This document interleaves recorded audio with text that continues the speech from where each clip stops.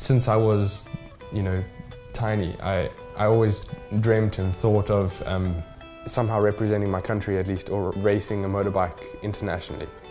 And I'd heard of the trophy before, put a little bit of thought into it, but not much. So I went to the tryouts and somehow I got through. It was a bit of a surprise. And then I went to nationals and I made through there as well. And now all of a sudden I'm part of a South African team going overseas to represent my country and race internationally. It's like a childhood dream come true. And yeah, we went over and we won it somehow. We came out on top. Yeah, when I was way younger, I'd always sort of thought of riding a little bit, and the one day we went off to the local motocross track and there was a little kid playing on a 80cc two-wheeler.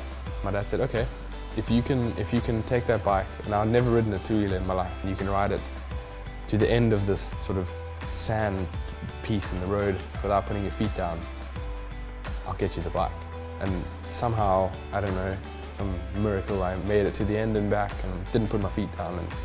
And then maybe 2 days later, he sort of just rocked up with his bike on a trailer, and I'm pretty sure I started crying. And for my 18th birthday, he kind of passed down his old one.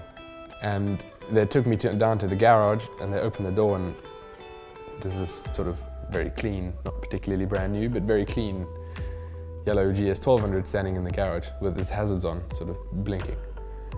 I made sure that like 15 minutes before 12 o'clock, I ran back to the garage and I sat on the bike.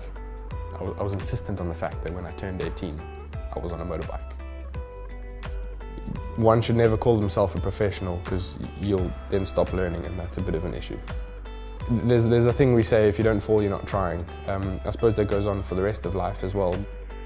You'll be riding along a tar road and there's a dirt road that runs next to it. I'll be riding the dirt road. There's a hill that you don't need to climb. I'm going to go and climb it. Just because I want to, because I want to try. I want to see what the bike can do. I want to see if I can do it. And that's the whole point. That's the main thing about this, the other way to ride a GS. You're not just riding because you can. You're riding because you want to get better. You want to push yourself, and the bike is there to keep up with you. It'll push you as well, even.